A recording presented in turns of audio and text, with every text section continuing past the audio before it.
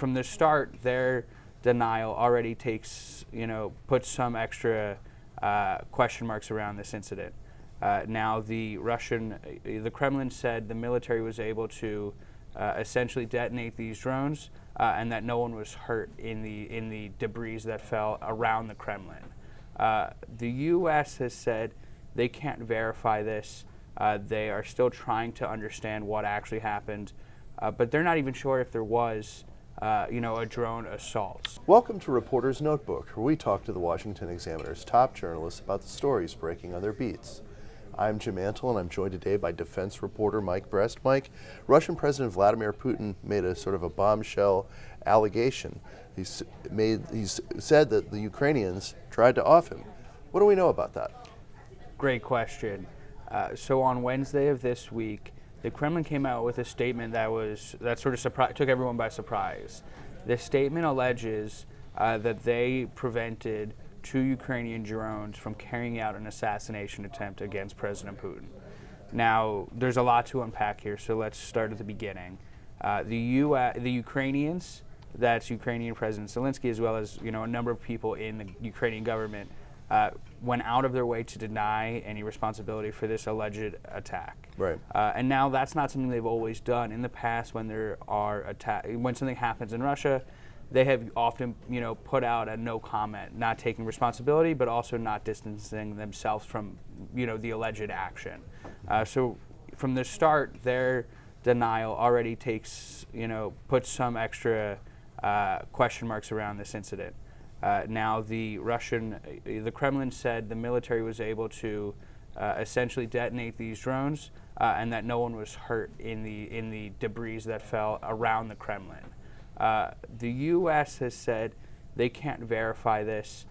They are still trying to understand what actually happened, but they're not even sure if there was a drone assault. Right. They're not denying that this happened, but they do seem skeptical. Yeah, and so the other aspect of this is it's part of the Russian playbook that they utilize from time to time to stage an event or a false flag in order to justify a coming action or a coming event. Right. And so we've seen that, seen this 3 or 4 times already with the war in Ukraine, where they will accuse Ukraine of something to set up the circumstances where their, provocative upcoming actions will be seen as justified.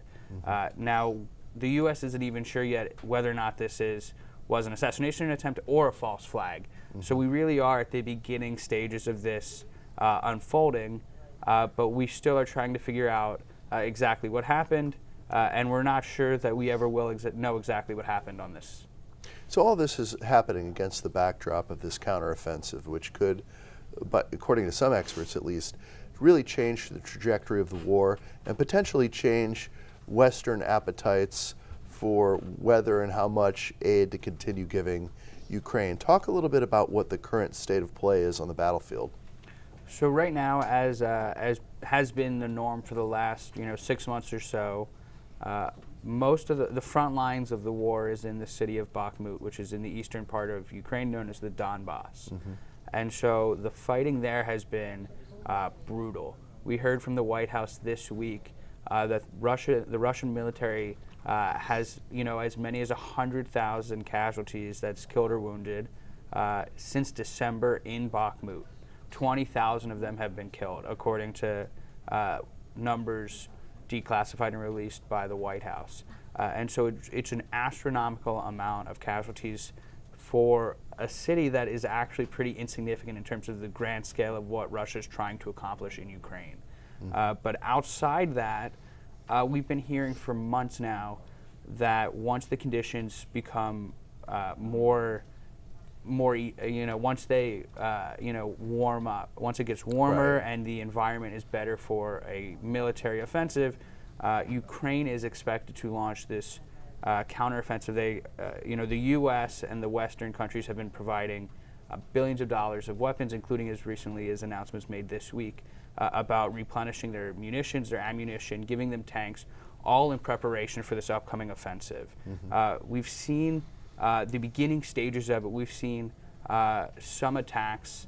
We've seen Ukraine launch some attacks in Crimea and in nearby Russian oil fields, and we've heard from even Ukrainian military spokespeople that this is the onset of the counteroffensive. There are a number of different ways that the counteroffensive can go. We hear U.S. officials talk publicly in support of Ukraine, and saying that they believe that Ukraine's counteroffensive can truly gain back some currently occupied territory. That being said, we've also seen documents that were released in the classified leak that suggested it's not clear exactly what's going to happen in this counteroffensive, and it could result in a prolonged stalemate that we've sort of seen in Bakhmut, but long term. And so we heard even from intelligence community leaders who were testifying on the Hill this week that Russia may not even be able to launch their own offensives later on in the war, just because of how decimated not only their forces in terms of manpower, but also their stockpiles and their defense industrial complex, which isn't quite there. So closer to home, the United States has had some troop movements. The situation at the border has been dire for quite some time.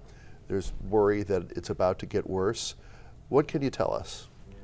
Great question. Title 42 is the Biden administration and the government's policy that allowed them to more quickly send migrants who cross the border illegally back to their home country. Because of COVID. Exactly. And so that rule is set to expire next week. And so ahead of that, there's anticipation and the expectation of a large surge of migrants that will try and come across the border now that this rule won't be in place. In order to stem that, DHS requested 1,500 U.S. troops to go to the border. Secretary Austin has agreed to that, and they're on their way there now and are expected to be there in a day or two before this policy is officially officially ended. And so these U.S. these service members who are coming from the Army or the Marines are not quite going to be on the front lines. They're not going to be patrolling the border. They're going to be actually doing more administrative work. They're not going to be interacting with migrants. It's more of a support role. Exactly. It's more, the back of the warehouse is how the Pentagon has phrased it. Thank you, Mike. You can read Mike and the rest of our national security team's coverage at washingtonexaminer.com.